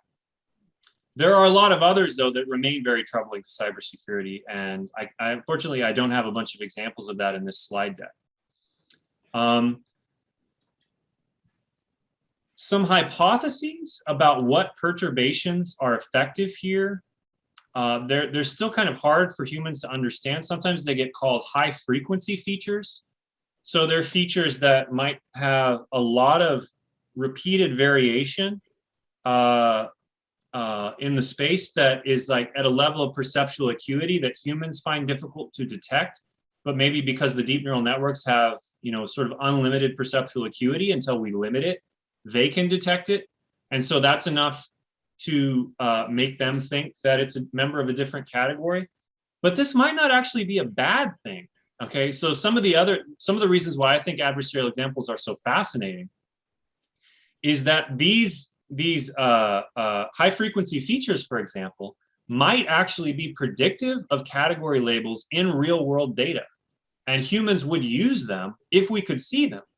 So they might be like real features in some meaty philosophy of science sense of the term. So there was this experiment, and I can't help but, before I move on to another question, but describe it because it's so mind-blowing, and I'll try to make sure that I describe it well enough for everybody to understand what they did. But there's this group at MIT in Madras lab, where what they did is they created a data set entirely of adversarial examples. So they're all like panda givens, right? They're all like this image here that's been modified to make the network think that it's a given. And they're all labeled in that data set with what to human looks like the incorrect answer. Okay, so this is like if you taught a human child to speak a language by giving them picture books where you say like, this is an elephant and it's really a picture of a tiger. And you show, this is a alligator and it's really a picture of a panda, right? So every picture that the child would see in this book looks like it's mislabeled to, an adult human that learned to speak language in the normal way. Then what they do is they train a new deep convolutional neural network on this data set that consists entirely of adversarial examples, right? Then they test it on unmodified, novel, natural data that's been held out from the entire process. So they just take some other bunch of stuff from ImageNet or whatever that the network hasn't seen before and wasn't involved in the adversarial example creation process. And they test this adversarially trained network on those novel, natural, unmodified images. And it actually has high classification accuracy on it. That's like if you took the kid who had never seen a correctly labeled image, you take them out of the bizarro psychology room, take them into the real world and ask them, what's that, what's that, what's that? And they get the right answers. How is that possible, right? It's a very surprising result. They did another set of experiments, as if that wasn't enough, where they found the features in the data set, the original data set, like ImageNet, that was causing these networks to be susceptible to adversarial attack, and they kind of like sucked it out of the data set. So they subtracted out all the non-robust features or high-frequency features that the adversarial attack methods could inject into the images to make them vulnerable, and they sucked those out of the training set. And then they tested that. They tested a network trained on that robustified or non-adversarially susceptible data set on novel natural data. And it was less accurate on those classifications than the network that was just trained on the normal unmodified data set. So together, those two classes of experiments suggest that whatever the features are that these adversarial attack methods are inserting into the images to fool the deep neural networks are actually real features that have predictive value in the real world for the categories that we're interested in.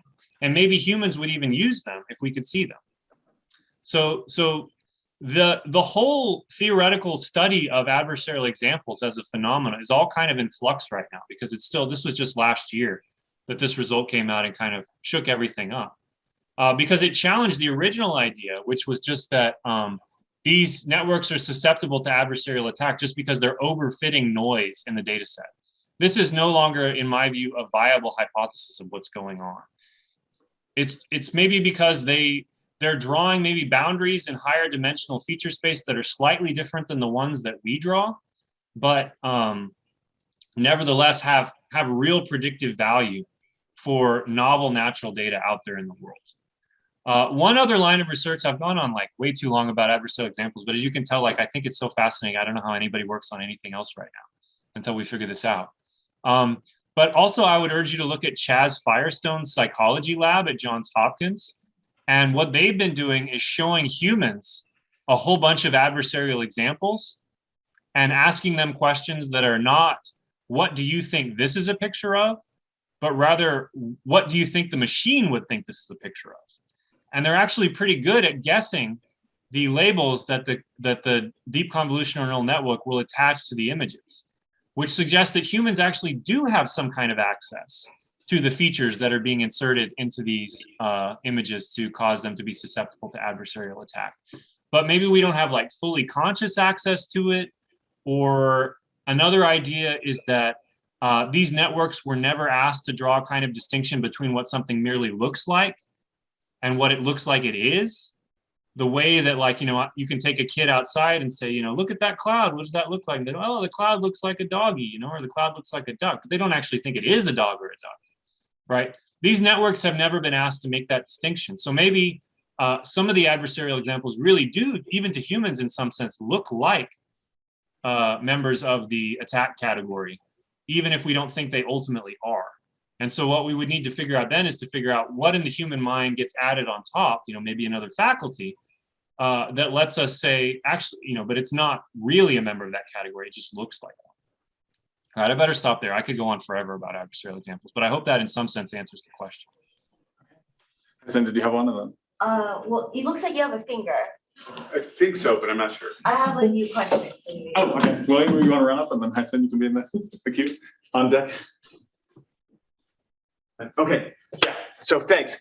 My question is thinking about this in terms of Gestalt shift and duck rabbits. Like the way that we track on that is we catch on a feature first, down here in this you know, the ears of the rabbit say, and then be like, oh, I'm seeing that first. I'm seeing that as a bill, so I'm going to interpret the rest as duck. You're going to give me a thumbs up. You see where this question is going. I'll let you take it. Yeah. Thank you very much for allowing me to plug the chapter that I'm writing right now. Oh gosh, can I get back to Zoom and get out of this? I don't need the slides for this. I'm trapped in my own slides now.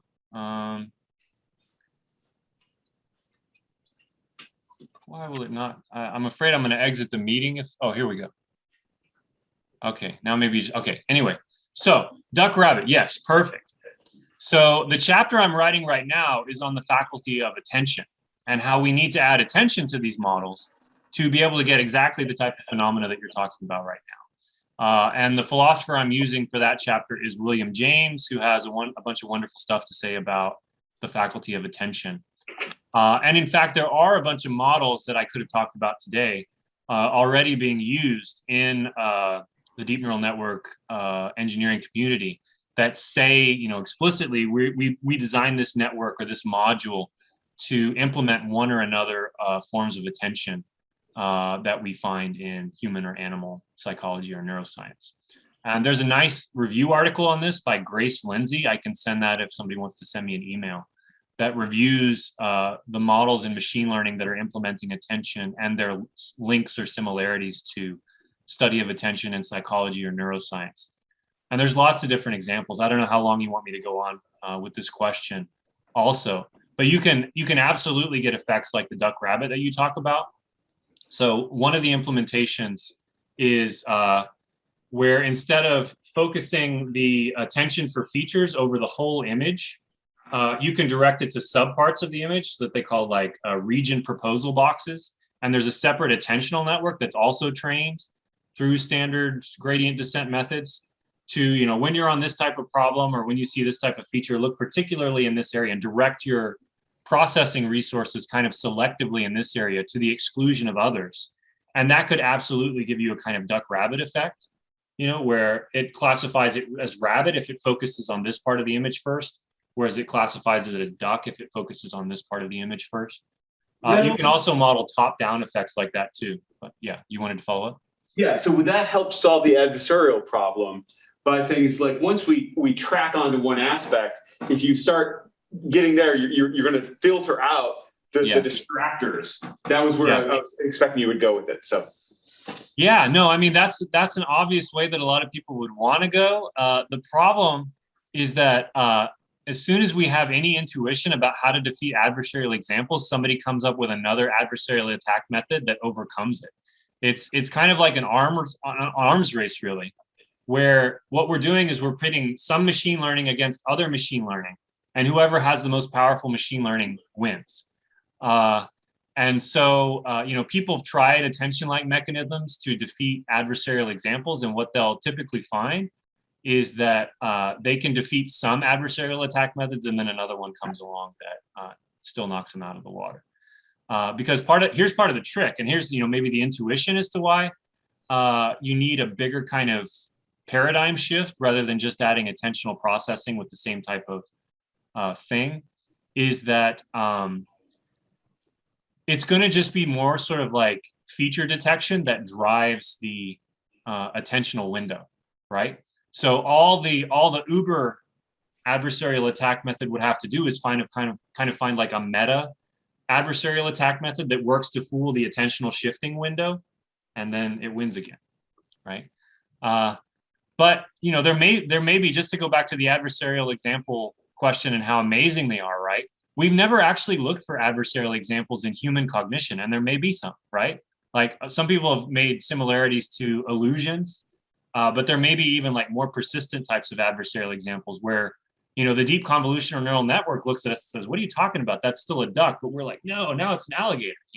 We've never looked to see whether, the arms race could work against us, because it's just never the type of thing that we could try until now. So thank you. That was it. Perfect. I said, did you have a question? Yeah, question. It's like, I feel like I'm presenting at the front of the class now. Hi.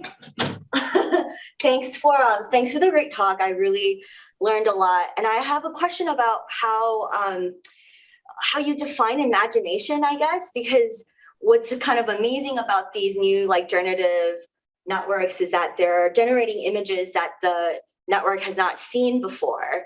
Right. But by kind of extrapolating and like averaging and kind of like, you know, doing some like random variation and stuff like that, right? But I don't think that's really quite what imagination is. Like you might think like, you know, because you still have to feed the system a prompt for it to kind of generate an image. You know, so it seems like a human imagination has something like, you know, like where does the idea of the pink elephant even comes from? Because it's not like the network itself is like splitting out like these things, right? Because you might get two things that are just like completely incompatible. Like it can't just be completely random, right? Because you can't just choose two random words from the dictionary and have it like make sense, right? So it has to. So the fact that like the human imagination is able to kind of put together sort of random things together, but like somehow that makes sense. Mm-hmm. It's kind of like amazing in a way that like it just seems like these computer systems, even though they're like really advanced and like really like astounding what they can do, is like still hasn't quite captured, I think, some of what imagination actually is, and maybe what like imagination needs to be for Hume, right, to get out of some of these problems he has from the rationalists. Yeah, thanks. Great question. So yeah, lots to say here. First, let me reframe what I think I want to like defend today. It's just that we're able to model like some interesting functions of the imagination using a few of these architectures, and there's still a bunch more to do. So, you know, it's not like I wanted to define the imagination and say that like, you know, the generative deep neural network is doing everything that the human imagination does. I'm rather saying, you know, look at how much progress we've made recently by modeling just a few of the things that, a few of the roles that Hume attributes to the imagination and how far that can take us towards more rational decision making. But that said, like the next thing to do would be to, okay, so how much is left undone? And I think exactly this kind of, I'm not sure what the right word is, but fortunate accident or, you know, propitious circumstances that can come together and what we might even think of as like mind wandering or daydreaming. I'm actually talking about that in the attention chapter right now because William James is like really dismissive of mind wandering and absent-mindedness, whereas some of the more interesting recent psychological research and neuroscience research suggests that there might be like these cool computational roles for mind reading, mind wandering, not mind reading. So like if you're stuck on a problem, for example, you know, and you can't find a solution through sort of more focused, discrete search of previous strategies or things that are very similar to previous strategies, maybe it's a good idea to let the mind wander and explore kind of the limits of that probability space. I am still an empiricist, right? So I don't think there's any magic there. I think what's happening in mind wandering is you're just kind of like relaxing the temperature or something of the search for solutions and letting it try out, you know, maybe not entirely randomly, but sort of goal-directed, more novel combinations of things, and just seeing if something particularly interesting in a goal-directed way pops out.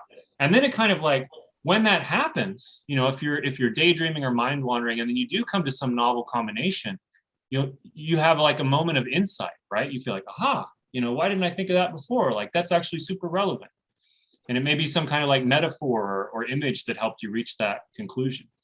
I think that would be a great thing for some of the deep neural network modelers to think about when they're trying to come to a more complete cognitive architecture, to think about the possibility of like, how is my system going to be able to switch between modes when, you know, it gets frustrated in solving a problem for a while on a sort of more focused, discrete search? How could I let it jump around a little bit more freely to look for a different type of solution? And you already see some hints of this somewhere, but not in this particular context of like generative deep neural network models of the imagination. I haven't seen that quite yet, but I think that would be a really promising thing to do next. Awesome, thank you. Okay, and then we had Yancel as an in-person one, and then we'll take one from the chat. And Robert will do that one. Okay.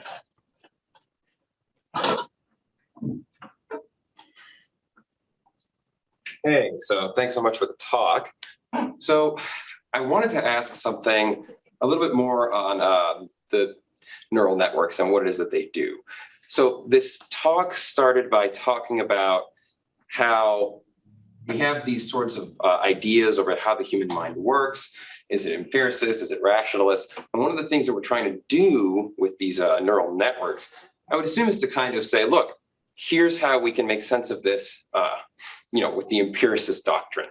We have, we don't have to build in all of these high level rules. We can kind of just take in this information. And so we've created these models that are supposed to kind of be like the human mind. And I'm assuming part of what we want to do is explain the human mind, right? So part of what we want to do is say, at least, here's one way the human mind is likely to work, right?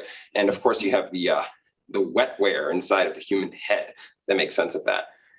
And so far from the examples that you've shown, it seems like here are all of the really great things that these neural networks are doing. We can get them to identify faces, we can get them to generate faces or generate images, and that's all really impressive. Mm-hmm. However, if you actually, I'm sure obviously you have, but for those who are interested, if you go on the website, this person doesn't exist, which you mentioned, and you refresh it like a good 15 to 20 times, you will get occasionally a horrific image, like something that just is terrifying, makes it so that I can't sleep at night. I actually really, I was on there for like 10 minutes. And I was like, all right, I have to stop now. Now, here's the question. Because I've been going the Lovecraft region of latent space. Exactly. It's nightmarish. And then contrast that with the fact that when the neural network is working well, it can be better than a human. So you have this interesting effect from these neural networks where on their best behavior, they will commit either the most egregious of errors or will surpass us in every way. And the kinds of errors that they make don't really seem like the kinds of errors that the human mind makes. Mm-hmm. So, two questions. One is, could you shed a little light on what might be happening that causes the neural network to make this kind of mistake? And if there's time, the second question that I have is, how does that reflect on this being a model for the human mind? Mm-hmm. Yeah, great question. I mean, that's a big philosophy of science question that's kind of been with computational modeling since the beginning. One of the big, arguments for the earlier waves of neural network research back in connectionism was, we can model some of the errors that the human mind makes better than the classical method, like the kinds of, maybe if you know the history here, there was a model for how to conjugate verbs, right? And it would make some of the overgeneralization errors in conjugation or like pluralization that kids make as they're learning the right rules. And then it learns sort of by rote to make to learn like the same irregular exceptions in conjugation and pluralization that English requires. And so connectionists are already sort of on record saying like the errors are actually important to offering a good explanation or a good model too. So this is a problem that they need to have a line about. What exactly does it show about the dissimilarity? If I knew the answer to that, I would probably go make a lot of money at Google or something. I'm not sure that anybody really knows, because if we knew the answer to that question, we might know like what do we add or change about the model to make it give more human-like results. I'll tell you, maybe a more satisfying answer to the question is for me to tell you like what I think the sort of philosophy of science state of play is right now. So what kinds of explanations are these models giving for human cognition or processing in the human brain is kind of the $1 million philosophy of science question right now. I think the debate is very interesting. There's a few different options on the table. So one option is you could say it's a type of just good old-fashioned functional explanation. It's not really doing anything like explaining at the algorithmic or even implementational level. It's just giving you a kind of shape of the phenomena, functional explanation for what's going on. That's not very satisfying. Usually connectionists want to go for something a little bit more significant than that, at least getting at the, if you know the Marian levels, it's also telling you the kind of algorithm that the system uses to solve the problem, rather than just like what problem does the system solve in terms of input-output mappings.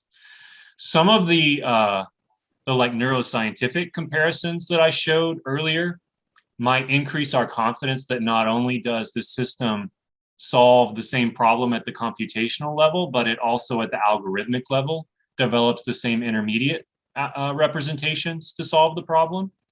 You know, maybe that's where we're at, but they're maybe not exactly the same, you know? There was another paper that came out from that same group, DiCarlo's research group, where they compared not just deep neural networks to monkeys, but also monkeys to humans and deep neural networks to humans. And the monkeys were a much better model for the intermediate representations in humans than were the deep neural networks. And that's maybe not surprising. It's maybe sort of unsatisfying if what we were looking was kind of like a modal answer that like either this is a good model for the human brain or it's not a good model for the human brain. I think where we're at is it's a much better model than we had up until, 4 years ago, but we still don't know exactly how to tweak it to make it even closer in the error profile. And we in fact don't even know if these aspects of the error profile are important to evaluating them as explanations. So like another response people have given about adversarial examples is to say, well, these things just don't occur naturally, or they're so rare in natural data that like, who cares, right? Why is it relevant to the modeling exercise that we can create these chimerical, weird artificial data points that fool the network when that's not something that a biological organism will ever see? I'm not fully satisfied by that answer either. It does get at like really complex philosophy of science issues and say the distinction between competence and performance. And Chaz Firestone has a paper in PNAS recently addressing that question exactly on competence and performance distinctions and these comparisons that I think is really nice if you want to look at that. My preferred view is that what we have is a kind of abstract mechanistic explanation, if you're familiar with any of the literature on mechanistic explanation in philosophy of science. And it seems to me that like DiCarlo, when he's talking about the degree of similarity, reaches for this kind of explanation too. He calls it the linear nonlinear decoder family of mechanisms, where the idea is there's some abstract type of mechanism that's really good at solving a particular type of sensory processing task, in particular controlling for what we call nuisance variation, which are these are like changes in location in the visual field, changes in rotation, changes in size. You've got to learn to recognize object identities across those types of nuisance variation, right?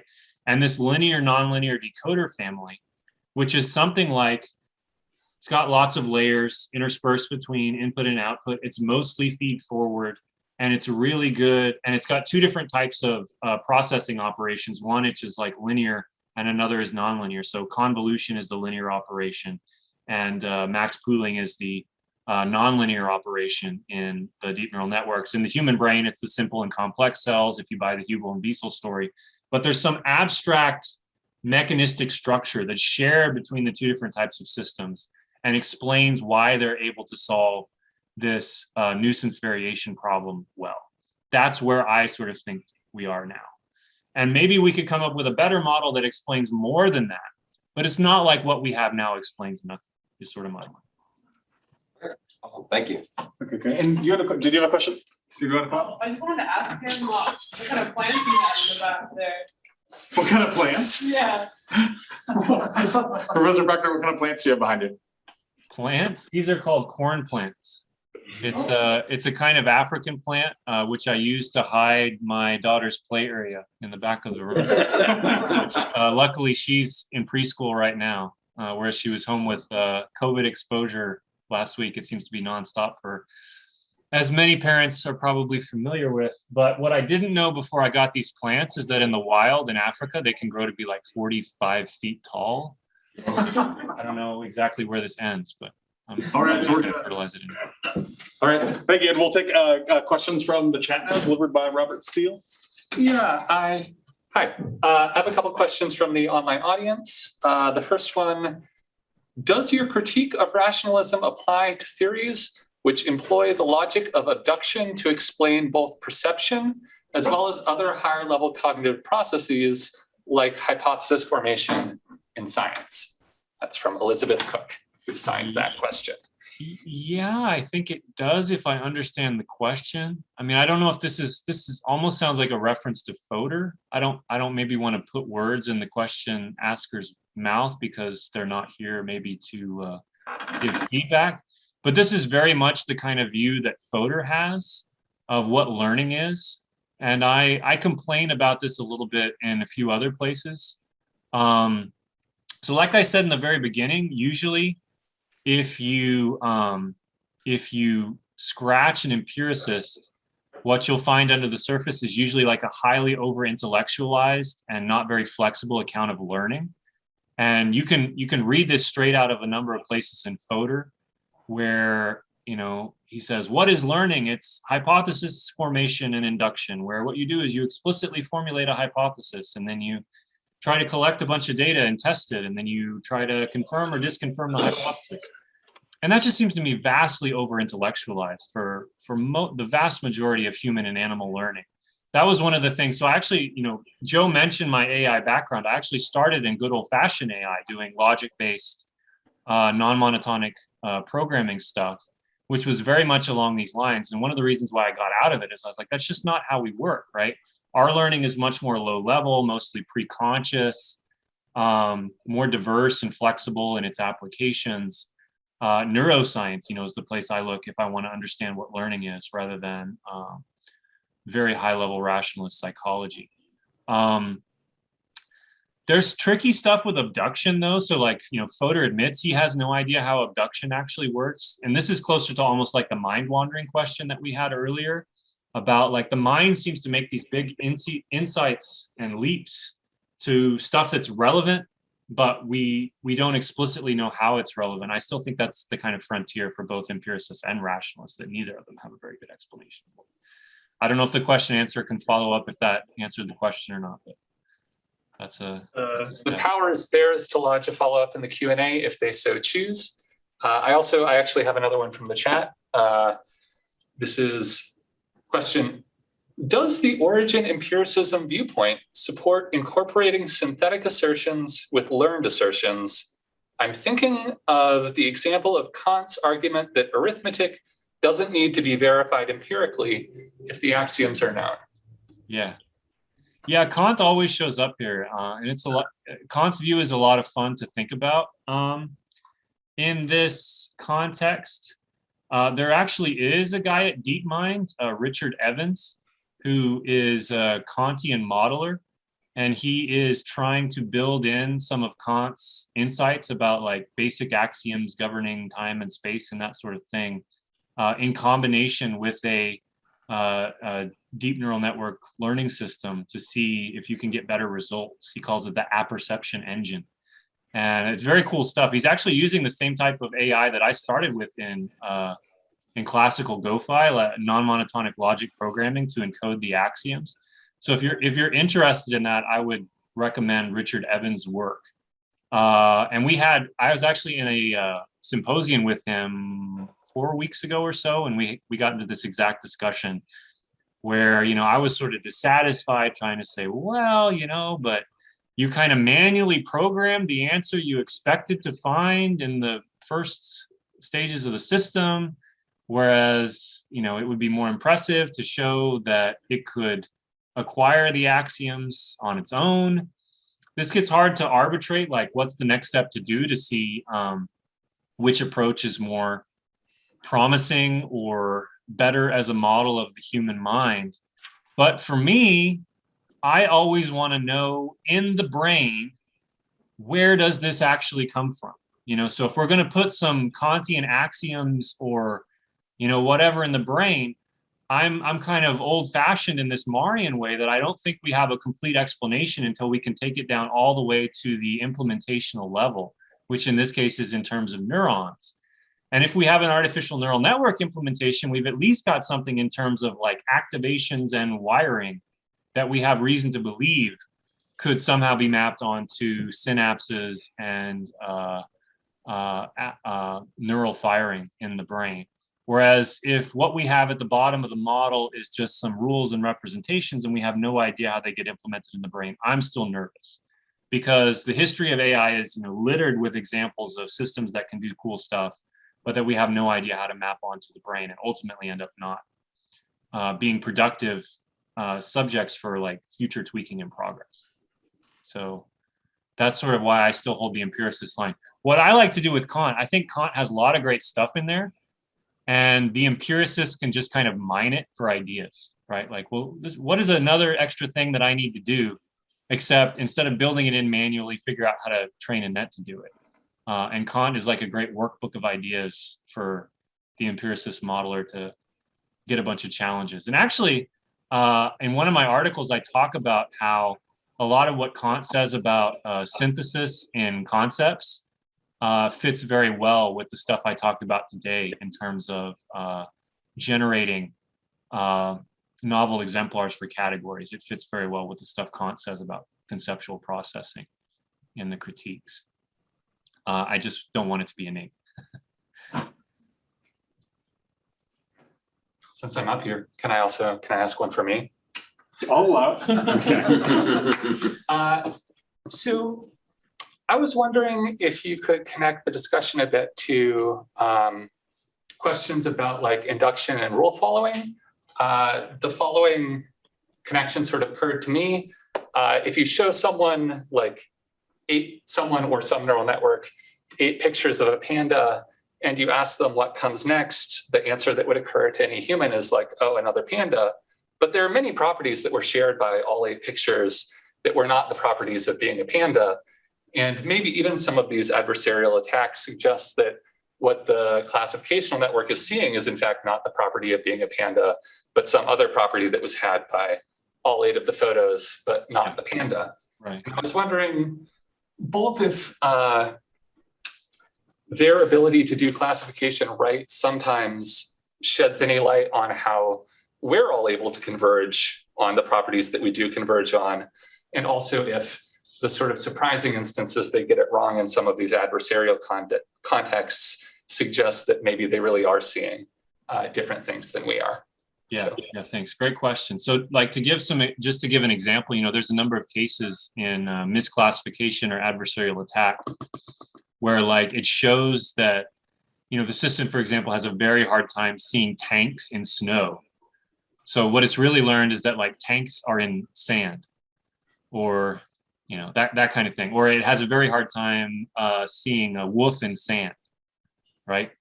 Because wolves, it's never seen a picture of a wolf in sand. So it somehow associated the concept of wolf with like being in a forest or being in snow. So there's lots of examples of this type of phenomenon in the literature. And again, that like is a predictive regularity, but you want to say like, it's not the one that I somehow wanted it to extract. It's not somehow like a property of the object class or bound to the object itself or something. And there, the deep neural network modeler, I think, just has to admit, like, there's not anything like object environment distinctions and object bindings with particular essential versus accidental properties or whatever, being developed in these systems yet. But at the same time, they weren't trained to do that. We would have to develop a way of trying to train them to do that and get them to expect them to succeed at that kind of task. All we've asked them to do is, I'm going to throw a whole bunch of data at you, and the only input I'm going to give you about what you're supposed to be doing or whether or not you succeeded is I'm going to give you a bunch of labels and tell you whether you got it right or wrong. If you throw a human in that task, who knows what they would learn if that's all they'd ever experienced. To get at more of these kind of like rule following and extract the pattern that I want you to see type stuff, I think we've got to add more language processing to the system.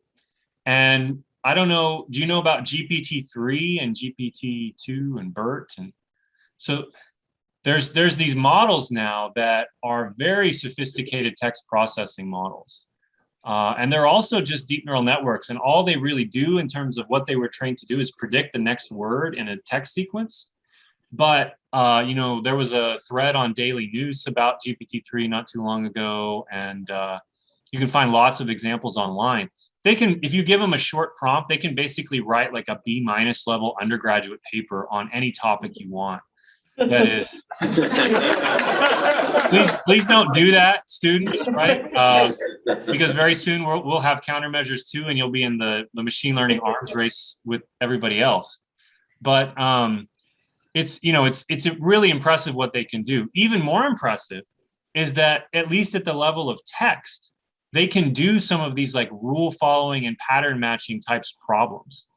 And we honestly don't know what to say about that yet. It's their training sets have a lot of these problems in them, because one of the other things they've read is like everything on JSTOR and Google Scholar and everybody's academic website was part of their training set. They were basically trained on the whole internet. So they've seen this type of problem before, which you could say is good because they actually have been trained on that type of problem, but bad because maybe they've actually seen that problem before or something very like it. But what I think should happen next, if we want to make a system that's really solving these type of problems like we do, is that we should add a language model on top of the visual discrimination network. And people are already doing this. There's already a number of models that integrate visual and textual encodings in the same latent space representation. In fact, I showed one today. That's how you give it a text prompt and it renders the example work. That's a combination of a transformer and a convolutional neural network for manipulating low-level image details. And there's a bunch of other examples. So that's kind of like the cutting edge right now, is to combine language models with the low-level sensory processing models to get more human-like behavior. And even back in the 80s and 90s, like Paul Smolensky, who was very influential neural network researcher, continues to be today. One of his old ideas was all along that adding kind of text processing on top to sort of guide and structure the activity of the rest of the network would give you something more like the system 1, system 2 type processing that we see in human cognition, where you have a lot of very associative parallel stuff going on under the hood, and then a kind of single attention limited, more linguistically encoded system 2 sitting on top of that looks more like a rule interpreter and can kind of direct and guide the activity of the lower level parallel associative models. And I think we're now actually getting to a point where we know what the language, we can implement something that does like what the language model would do. And we can start to explore that for more explicitly rule guided behavior. Okay, and I'm going to take my rights as MC and ask one question, and then we'll conclude with this question. You can field it in as much depth or not, and I'll shoot you an email and bug you with lots of questions from this really illuminating talk. So you can give it a short answer if you think it deserves either too big of one for the end or something like that. But when I think about empiricism, both its early modern version and neo-empiricists like Jesse Prinz in Furnishing the Mind, right? I think there's an origin thesis which says that all of our concepts or ideas come to us through our senses, right? But there's also a vehicles of thought or format of thought thesis which says that for the empiricists like Locke, we actually think in images, right? Or for Jesse Prinz, that we think in the same representational formats of those of our perceptual systems, whatever those may be, where rationalists tend to say that no, thought doesn't occur in a perceptual or imagistic format. It occurs in a language-like or completely amodal or non-perceptual format. As you were going through your talk, I was sort of thinking that on one hand, you seem to be vindicating a view of perceptual origins for our knowledge. But I was curious, what, if anything, you think this line of work says about the format or the vehicles, right? Need those be sort of perceptual in any sense? Yeah. Gosh, it's a really hard question. I want to riff on it in a way I might regret later. Okay. This is recorded, right? I guess I'm going to go ahead and do it. The view I liked up until I started thinking about transformers was a kind of like Carruthers style inner speech answer to this type of question, right? Which is the idea that a lot of what the rationalists want when they talk about language of thoughty type stuff, you can get with like sensory vehicled representations if you have inner speech, where inner speech is just simulated external thought. And we know this exists. I wish the rationalists talked about it a lot more. Both of my girls, and anybody who has kids has probably seen that kids go through this stage where they're talking aloud to themselves all the time, for better or worse, right? And they're kind of talking themselves through everything they do. So the talk acquires a kind of goal-oriented, something like, you can think of like a child learning to tie their shoes, and like the rabbit goes over the log and then under the log, and then here's the rabbit ears, right? And that's how it serves all kinds of functions, right? It's helping orient their attention. It's reminding them where they are in the decision-making process. It's sharing information with different subsystems, like they need to coordinate their visual and their haptic system, doing all kinds of great stuff. Then they go through this sub-vocalizing stage, right? Where they're muttering to themselves all the time. And if you, if you're really paying attention and you didn't know it was coming, you might get kind of weirded out when this happens with the first kid, but they're always going, oh, no. Or you might hear them kind of like humming a song to themselves or barely speaking to themselves. And then eventually it just becomes wholly internalized. And we know from fMRI studies, or, maybe Joe will criticize the fMRI studies, but we know from fMRI studies that some of the same auditory portions of the brain are activated when people are mentally solving problems and aware of inner speech, as would be if they were actually speaking out loud and hearing their own voice, right? So I think the best empirical hypothesis is that people learn to mentally simulate, using maybe the types of generative mechanisms that I've just talked about, their own inner speech, and that gets kind of like globally broadcast to all the different subsystems to share information. Now, what does that exactly say about the format of thought? Well, you've got language-like representations in the sense that you've got auditory representations of language in the brain. Are they amodal? No. I mean, they've got all the grammatical relationships that you would want from these language of thought type representations, and they're systematic in the sense that they're structured according to these grammar and relationally respecting sequences in that auditory stream. And we know from transformers, this is where I'm starting to integrate, my current thinking, that at least in principle, neural networks can represent a great deal of that type of syntactic structure in these types of streams. That was an example that I blew through in the talk. But one of the coolest examples from transformers that I saw is like how they resolve anaphor. They're very good. Like if you give it an anaphor as the prompt, it uses this self-attention, it's called, mechanism to weight which bits of the earlier text it looks at when trying to resolve the anaphoric word, like it or she, or sorry, mosquito, or other pronouns. And it'll highly weight like words that are the name of the person who might be referred to, and other adjectives in context that might indicate like which of the above people's names were actually being referred to by the anaphoric pronoun. It's super cool stuff. And so I think that increases my confidence that almost any of the phenomena that the rationalist wants to point to say that there's like an amodal symbolic vehicle for thought can actually be addressed using fully neural network-like mechanisms operating over, auditorily vehicled inner speech type representations. I don't know if that's a satisfying answer. Yeah, that is a cool model. I really like it. I'll definitely, bug you more about it. All right, well, that will conclude the presentation for today. Please thank our wonderful speaker. Yeah, thanks for your attention. Please feel free to email me if you want any other citations or follow-up questions. I'll just plug the 22nd one more time.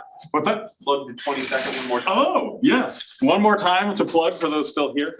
Our Brains, Minds, and Machines Symposium will take place in this very room, October 22nd from 1 to 5. We have two speakers joining us from the University of Kansas, Sarah Robbins and Corey Bailey, and we have Rafael Perez from Rochester. They'll be talking about animal cognition, philosophy and neuroscience of memory, and whether our minds are analog computers.